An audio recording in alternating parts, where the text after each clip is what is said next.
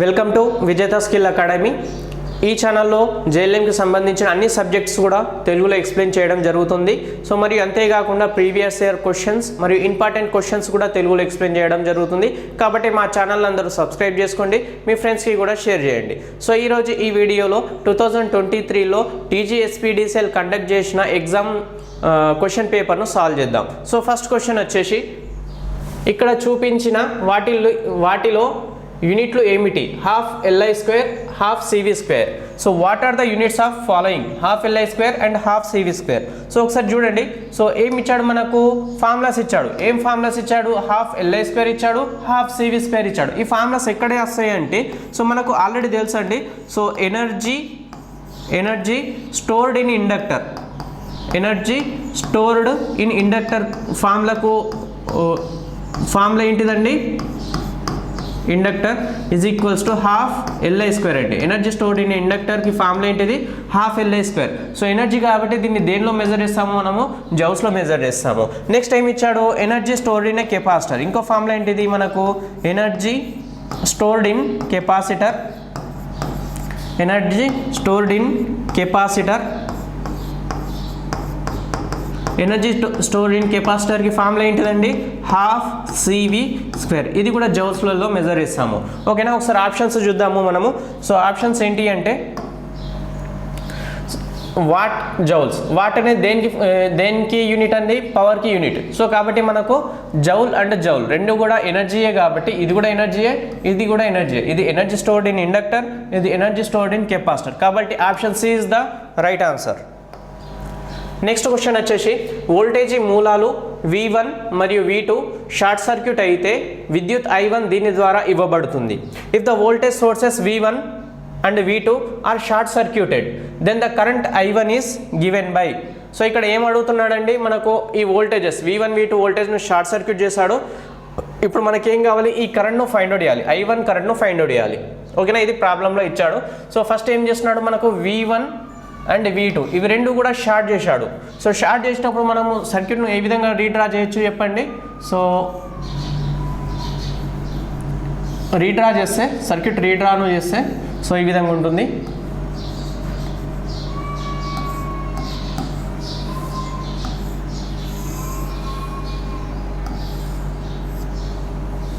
Right. So resistance ఇది R1, ఇది resistance R2 and resistance R3. Next ఇది voltage V3. ఇక్కడ మనకు కరెంట్ I3 ఫ్లో అవుతుంది. ఈ I3 కరెంట్ అనేది ఓకేనా? సో ఇటు సైడ్ వస్తే మనకి ఏమవుతుంది? ఇది I1 కరెంట్ అనుకోండి, ఇది I2 కరెంట్ అనుకోండి. ఇక్కడ ఇచ్చాడు ఆల్రెడీ అతను. సో I1 కరెంట్ ఇంట్లో ఫ్లో అయ్యేది I2 కరెంట్ అండి. ఓకేనా? సో బట్ మనకు ప్రాబ్లంలో ఏమి ఇచ్చాడు? రివర్స్ డైరెక్షన్ ఇచ్చాడు. బట్ ఇలా సర్క్యూట్లో చూస్తే మనకు I1 కరెంట్ ఏ విధంగా ఫ్లో అవుతుంది? రివర్స్లో ఫ్లో అవుతుంది. సో కాబట్టి ఆల్రెడీ మనకు ఒక ఫార్ములా ఉందండి. సో ఆ ఫార్ములా ఏంటిదంటే ఆల్రెడీ ఒక ఫార్ములా ఉంది. సో ఆ ఫార్ములా ఏంటిదంటే మనకు ఒక కరెంట్ తెలుసు. ఓకేనా? ఒక కరెంట్ తెలుసు. ఇంకో బ్రాంచ్లో కరెంట్ను ఫైండ్ అవుట్ చేయడానికి కరెంట్ డివిజన్ రూల్ అనేది మనము అప్లై చేస్తాం ఇక్కడ. సో ఇక్కడ కరెంట్ డివిజన్ రూల్ అప్లై చేసినప్పుడు మనకు కావాల్సిన కరెంట్ ఏంటిది? I1 కరెంట్ కావాలి మనకు. I1 కరెంట్ అనేది కావాలి.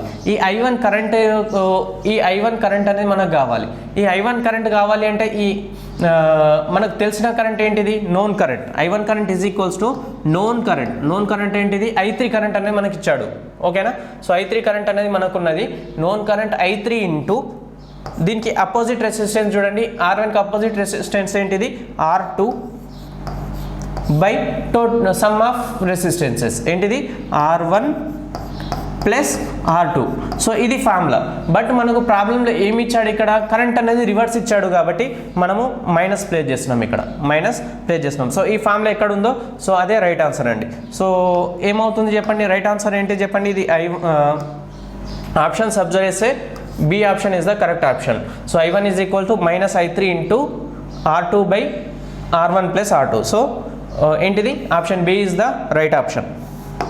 నెక్స్ట్ క్వశ్చన్ వచ్చేసి 650 ఆంపియర్ అవర్ కలిగిన 12 వోల్ట్ కార్ బ్యాటరీలో నిల్వ చేయబడిన శక్తి ఎంత? సో మనకి ఏం అడుగుతున్నాడు ఇక్కడ? నిల్వ చేయబడిన శక్తి అడుగుతున్నాడు. ఒకసారి ఇంగ్లీష్లో చూద్దాం. What is the energy stored in 12 volt car battery rated as 650 ampere hour. So ఇక్కడ మనకి ఏం చేస్తున్నాడు, ఎనర్జీ ఈజ్ నథింగ్ బట్ ఏంటి చెప్పండి. సో వోల్టేజ్ అండ్ దీన్ని మల్టిప్లై చేస్తే మనకు ఎనర్జీ వస్తుంది. ఒకసారి చూద్దాం. ఓకేనా. సో బట్ మనం ఇక్కడ ఆప్షన్ చూస్తే మనకు అన్నీ కూడా జౌల్స్లో ఇచ్చాడు. ఓకేనా. సో మనకు ఎనర్జీకి ఫార్ములా చెప్పండి. ఎనర్జీ ఈ అనుకోండి. ఈ ఎనర్జీకి ఫార్ములా ఏంటిదంటే, ఓకేనా, so voltage into current into time. So ఇక్కడ ఆల్రెడీ మనకు టైం ఇందులోనే ఇంక్లూడ్ అయింది కాబట్టి సో 12 ఇంటూ 650 ఆంపియర్ అవర్. ఓకేనా. సో ఇది ఎనర్జీ. బట్ మనకు ప్రాబ్లమ్స్లో ఏమి ఇచ్చాడు చెప్పండి, జౌల్స్లలో ఉంది కాబట్టి ఇది వాట్స్లలో ఎనర్జీ, ఇది వాట్స్లలో ఉంది. ఓకేనా. సో దీన్ని మనం జౌల్స్లలో కన్వర్ట్ చేయాలి. ఈ ఎనర్జీ అనేది వాట్స్, ఇది పవర్ అండి, పవర్కి ఫార్ములా, రైట్. సో మనకు ఇక్కడ చూడండి 1 వాట్ ఈజ్ ఈక్వల్స్ టు ఎంత, 3600 జౌల్స్ అండి. ఇవి రెండు వోల్టేజ్ ఇంటూ కరెంట్ మల్టిప్లై చేస్తే మనకి ఏమవుతుంది, పవర్కి కదా. సో మనకు అది వాట్లలో ఉంది కాబట్టి మనం జౌల్స్లోకి కన్వర్ట్ చేయాలి అంటే సో మనకు 3600 మల్టిప్లై చేయాలి. సో దీన్ని మనం ఆన్సర్ని సాల్వ్ చేసామనుకోండి 28080000 ఈ విధంగా వస్తుందండి. సో మనం దీన్ని మనకు మెగా జౌల్స్లలో ఇచ్చాడు కాబట్టి సో ఫైనల్ ఆన్సర్ ఏం రాయొచ్చు అంటే 28.08 mega joules. So option C is the right option. Option C is the right answer. ఓకేనా. సో మనకు ఏంటిది, ఎనర్జీ అనేది కావాలి. ఎనర్జీని కావాలి అంటే ఏం చేయాలి, ఇవి రెండింటిని మల్టిప్లై చేయండి. బట్ మనకు వచ్చే ఎనర్జీ ఏంటిది, వాట్లలో ఉంది. దీన్ని మనం ఏం చేయాలి, జౌల్స్లలోకి కన్వర్ట్ చేయాలి కాబట్టి 1 what is equal to 3600 joules. కాబట్టి దీన్ని మల్టిప్లై చేస్తే మనకు ఫైనల్ ఆన్సర్ అనేది ఇది వస్తుంది. నెక్స్ట్ క్వశ్చన్ వచ్చేసి 4.5 ampere hour 1.5 flash light battery 100 మిల్లీయాంప్స్ని అందించడానికి ఎంత సమయం పడుతుంది? How long can 4.5 ampere hour 1.5 flash light battery takes delivers 100 milliamps. 100 మిల్లీయాంప్స్కి ఎంత టైం పడుతుంది అనేసి మనల్ని అడుగుతున్నాడు. సో ఆల్రెడీ మనకు ఫార్ములా ఉంది టైం. సో ఆల్రెడీ మనకు ఫార్ములా ఉందండి. సో టైం కావాలి అంటే ampere hour by amps. So ఇది ఫార్ములా అండి. సో మనకు ఆంపియర్ అవర్ ఎంత ఇచ్చాడు ప్రాబ్లమ్స్లో, 4.5 ఆంపియర్ అవర్ ఇచ్చాడు. ఇది వోల్టేజ్ V అవుతుంది. సో మనకు 100 మిల్లీ యాంప్స్ ఇచ్చాడు. సో ఇక్కడ ఏంటిది 4.5 ampere hour by 100 milli amps. 100 milli అంటే ఎంత చెప్పండి, 10⁻³ రైట్. సో 10⁻³ అంటే మనకి ఏమవుతుంది చెప్పండి, దీన్ని సింప్లిఫై చేస్తే 45 బై ఈ పాయింట్ తీసేసినా కాబట్టి ఇక్కడ ఏమవుతుంది 1000 అవుతుంది ఇంటూ 10⁻³ ఇవి రెండు క్యాన్సిల్ అవుతాయండి. సో క్యాన్సిల్ అయితే మనకు రిమైనింగ్ ఎంత వస్తుంది, మనకు 45 అవర్స్ అనేది వస్తుంది. ఆన్సర్ ఎంత, 45 అవర్స్. బట్ మనకు 45 అవర్స్ ఇచ్చాడా, ఇవ్వలేదు. కాబట్టి మనం ఏం చేయాలి, 1 డే ఈజ్ ఈక్వల్ టు 1 డేకి మనకు ఎన్ని అవర్స్ అండి, 1 డేకి 24 అవర్స్ అండి. ఓకేనా. 1 డేకి 24 అవర్స్. ఫైనల్గా మనకి ఏమవుతుంది, 45లోకి వెళ్ళి 24 తీసేసామనుకోండి, ఎన్ని అవర్స్ మిగులుతుంది మనకు, 1 2. ఓకేనా. సో ఫైనల్ ఆన్సర్ ఏమొస్తుంది, 1 day 21 hours. 1 day 21 hours. Right answer ఏంటిదండి, రైట్ ఆన్సర్ ఈజ్ ఒక రోజు మరియు 21 గంటలు. C option is the right answer. ఓకేనా. నెక్స్ట్ క్వశ్చన్ వచ్చేసి, ఒక బ్యాటరీ ఆంపియర్ అవర్ సామర్థ్యం మరియు వాట్ అవర్ సామర్థ్యం వరుసగా 90% మరియు 80%, అప్పుడు సగటు ఛార్జింగ్ వోల్టేజ్ మరియు సగటు డిశ్చార్జింగ్ వోల్టేజ్ నిష్పత్తి అడుగుతున్నాడు. ఓకేనా. సగటు ఛార్జింగ్ వోల్టేజ్ మరియు సగటు డిశ్చార్జింగ్ వోల్టేజ్ నిష్పత్తి అడుగుతున్నాడు. సో ఒకసారి ఇంగ్లీష్లో చూద్దాం. The ampere hour efficiency and watt hour efficiency of battery are 90%. ఏమి ఇచ్చాడు, ఆంపియర్ అవర్ ఎఫిషియన్సీ ఏమో 90% ఇచ్చాడు, వాట్ అవర్ ఎఫిషియన్సీ అనేది 80% ఇచ్చాడు respectively. Then the ratio of average charging voltage to average discharging voltage. So ఇక్కడ చూడండి మనకు ఒక ఫార్ములా ఉంది, మనకు రిలేషన్ ఉంది. వాట్ అవర్ ఎఫిషియన్సీకి ఆంపియర్ అవర్ ఎఫిషియన్సీ ఒక రిలేషన్ ఉంది. అది ఫార్ములా ఏంటిదో చూద్దాం ఒకసారి.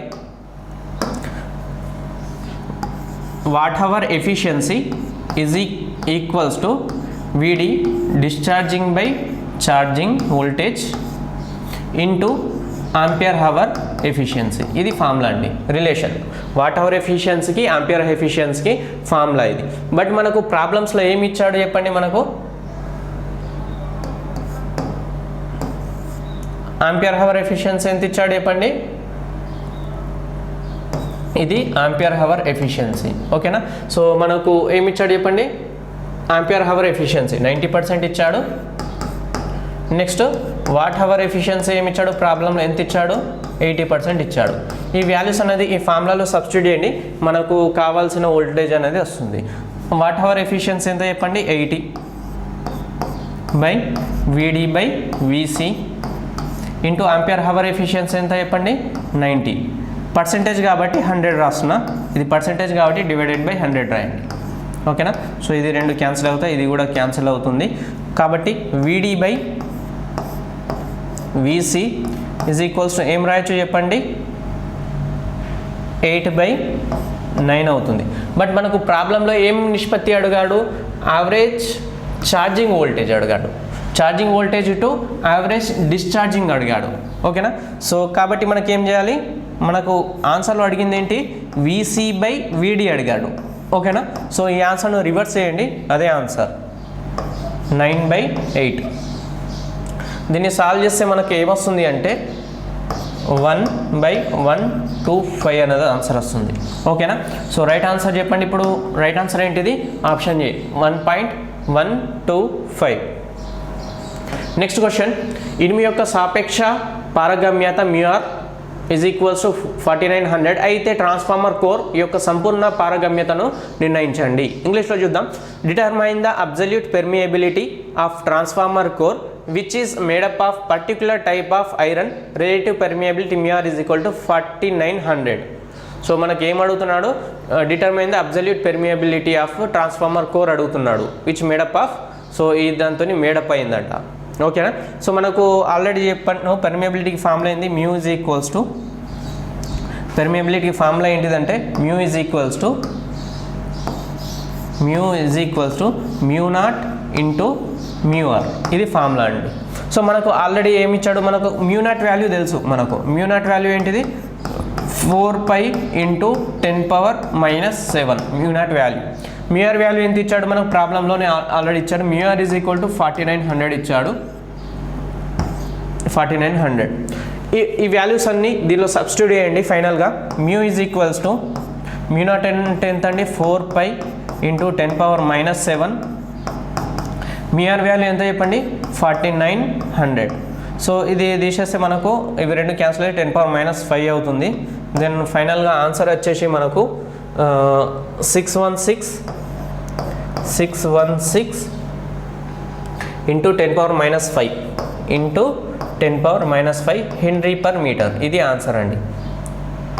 రైట్, సో ఆన్సర్ ఎక్కడ ఉంది, మనకు ఆప్షన్ వచ్చేసి ఇది చూడండి, ఇక్కడ కన్ఫ్యూజ్ చేయడానికి 2 ఇచ్చాడు, 616 10⁻⁻5, 616 10⁻⁻7 హెన్రీ పర్ మీటర్. ఓకేనా, సో రైట్ ఆన్సర్ వచ్చేసి ఏంటిది, option B 616 into 10⁻⁻5 henry per metre. 3 phase డెల్టాగా కనెక్ట్ చేయబడిన లోడ్ను విఎల్ మరియు ఐపి లైన్ వోల్టేజ్ మరియు ఫేజ్ కరెంట్గా ఉండును. అదే లోడ్ 3 ఫేజ్ స్టార్ కనెక్ట్ చేయబడితే ఫేజ్ వోల్టేజ్ మరియు లైన్ కరెంట్లు ఎలా ఉంటాయి. VL and IP are line voltages and phase currents of delta connected load. First డెల్టాలో ఉంది, when the same load is converted into 3 phase star connected load then phase voltage and line currents అని అడుగుతున్నాడు. So ఇక్కడ ఏం చేస్తున్నాడు, ప్రాబ్లమ్స్లో ఏమి ఇచ్చాడు అంటే డెల్టా లోడ్ ఉంది, ఆ డెల్టా లోడ్ ఉంది, దాన్ని స్టార్ కనెక్టెడ్గా చేశాడు. సో అప్పుడు మనకి ఏం అడుగుతున్నాడు అంటే, ఓకేనా, ఫేజ్ వోల్టేజ్ అండ్ లైన్ కరెంట్కి ఏంటిది రిలేషన్ ఏంటిది అని అడుగుతున్నాడు. ఓకేనా, సో ఒకసారి చూద్దాం మనము. ఫస్ట్ డెల్టా అండి. ఓకేనా, సో డెల్టా ఏ విధంగా ఉంటుంది, జస్ట్ ఇది డెల్టా ఉంది,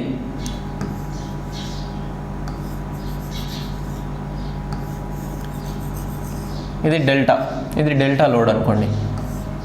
ఓకేనా, సో ఈ డెల్టా లోడ్ ఉన్నప్పుడు డెల్టాలో ఎప్పుడైనా గుర్తుపెట్టుకోండి, డెల్టాలో ఎప్పుడైనా సరే so line voltage equal to phase voltage ఉంటాయి, line voltage equal to phase voltage ఉంటుంది. But line current is equals to √3 times of phase current ఉంటుంది. ఈ ఫార్ములా గుర్తుపెట్టుకోండి, ఓకేనా. సో మనకేంటిది డెల్టాలో line voltage is equals to phase voltage ఉంటుంది, ఓకేనా. Line current is equal to √3 times of phase current ఉంటుంది. సో ఇక్కడ చూడండి లైన్ వోల్టేజ్ అంటే వోల్టేజ్ అన్ని సేమ్, ఈ రెండింటి మధ్యలో ఉండే వోల్టేజ్ను లైన్ వోల్టేజ్ అంటాము, ఓకేనా. ఈ రెండింటి లైన్ మధ్యలో ఉండే వోల్టేజ్ను లైన్ వోల్టేజ్ అంటాము.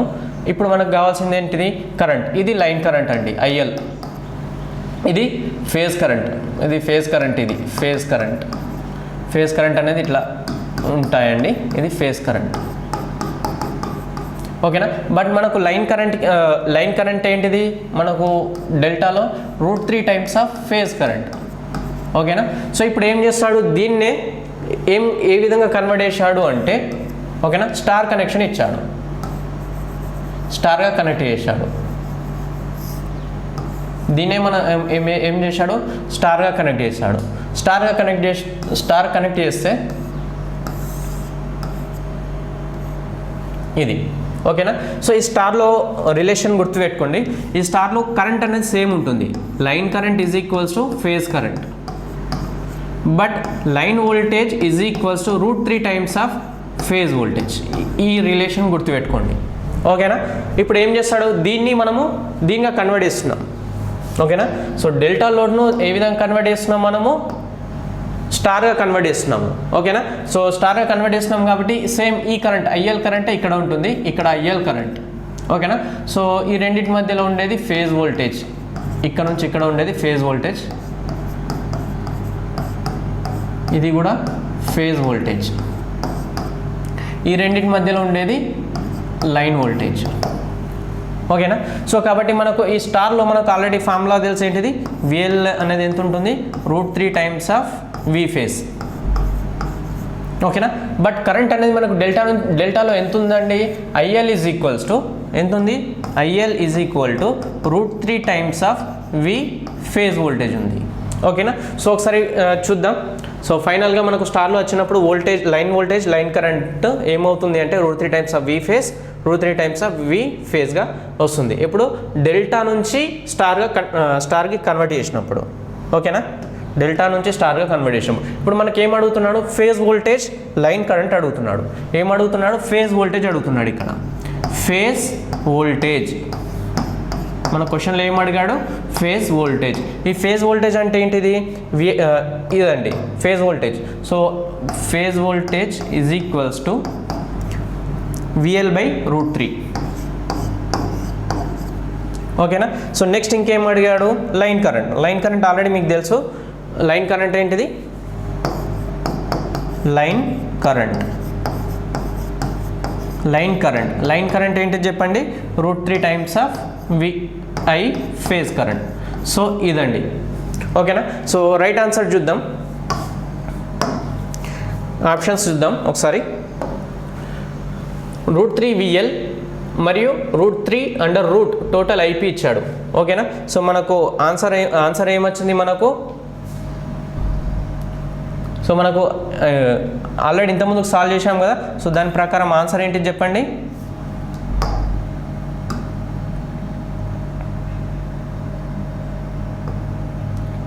Phase voltage is equals to ఏమొచ్చింది చెప్పండి, phase voltage is equals to VL/√3 and line current is equal to √3 times of I phase. Already మనం సాల్వ్ చేసాము, ఇది ఈక్వేషన్ అండి. సో కాబట్టి సేమ్ ఎక్కడ ఉందో ఆప్షన్ చూడండి, సేమ్ ఆప్షన్ ఎక్కడ ఉందో చూడండి. So first option wrong option, so ఎందుకంటే డివైడెడ్లో రావాలి. సో ఇది VL/√3, ఓకే, బట్ ఇది కూడా రాంగ్ ఆన్సర్ అండి, √3 టైమ్స్ మల్టిప్లై కావాలి. సి ఆప్షన్ చూస్తే √3 VL మరియు ఇది కూడా రాంగ్ ఆప్షన్, ఓకేనా. సో VL/√3, బట్ ఇక్కడ చూడండి ఆన్సర్ అబ్జర్వ్ చేయండి, VL/√3 voltage is equal to కరెక్టే, బట్ మనకు కరెంట్ వచ్చేసి మనకి ఏమి ఇచ్చాడు, టోటల్ √3 ఇచ్చాడు. టోటల్ √3 ఉండదండి, ఓన్లీ √3 ఇంటూ IP మాత్రమే ఉంటుంది. ఇక్కడ ఏమి ఇచ్చాడు, √3 ఇంటూ IPకి రూట్ పెట్టాడు, కాబట్టి ఈ ఆన్సర్ కూడా కరెక్టే. బట్ కరెక్ట్ ఆన్సర్ ఏంటిదంటే √3 ఇంటూ I ఫేజ్, ఓకేనా. సో కాబట్టి మనకు అప్పుడప్పుడు మిస్టేక్స్ కూడా రావచ్చు, బట్ కరెక్ట్ ఆన్సర్ వచ్చేసి మనకు వి ఫేజ్ అయితే VL/√3, I లైన్ కరెంట్ అయితే √3 టైమ్స్ ఆఫ్ I ఫేజ్. ఓకేనా. సో నెక్స్ట్ క్వశ్చన్, 4 సెకండ్ల వ్యవధిని కలిగి ఉన్న సైనసాయిడల్ వోల్టేజ్ మరియు రేడియన్ ఫ్రీక్వెన్సీని కనుగొనండి. సో ఇంగ్లీష్లో చూద్దాము. Find the radian frequency. ఏమడుగుతున్నాడు ఇక్కడ? Find the radian frequency of sinusoidal voltage. ఓకేనా. రేడియల్ ఫ్రీక్వెన్సీకి సైనసాయిడల్ వోల్టేజ్ కి ఫార్ములా చూడండి. Omega is equals to 2πf. Already మనకు తెలుసు. సో ఇది యాంగులర్ ఫ్రీక్వెన్సీ అని అంటాము. సో యాంగులర్ ఫ్రీక్వెన్సీకి ఫార్ములా ఏంది? 2πfగా తీసుకుంటాము. బట్ మనకు ఏమి ఇచ్చాడు? 4 సెకండ్ టైం ఇచ్చాడు. టైం అనేది 4 సెకండ్ ఇచ్చాడు, బట్ మనకు ఫ్రీక్వెన్సీలో ఉంది కాబట్టి ఈ ఫార్ములాను ఫ్రీక్వెన్సీకి టైంకు రిలేషన్ ఏంటిది అంటే 1/t. ఇక్కడ ఏమవుతుంది? Frequency is equals to 1/t అండి. ఓకేనా. Then final omega is equals to ఏం రాయొచ్చు? 2π ఇంటూ 1/t. టైం పీరియడ్ ఎంత ఇచ్చాడు? 4 సెకండ్. ఓకేనా. సో దీన్ని సాల్వ్ చేయండి. 2 క్యాన్సిల్ అవుతుంది. ఓకేనా. పై అంటే 22/7 చేయండి.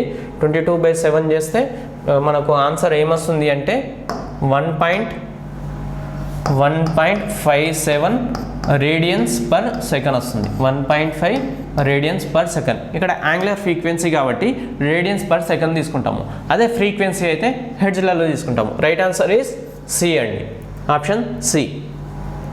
నెక్స్ట్ క్వశ్చన్ వచ్చేసి 1H ఇండక్టర్ మరియు 1 మైక్రోఫారడ్ కెపాసిటర్ సిరీస్లో కనెక్ట్ చేయబడిన 1000 రేడియన్స్ పర్ సెకండ్ వద్ద మొత్తం ఇంపిడెన్స్ ఎంత?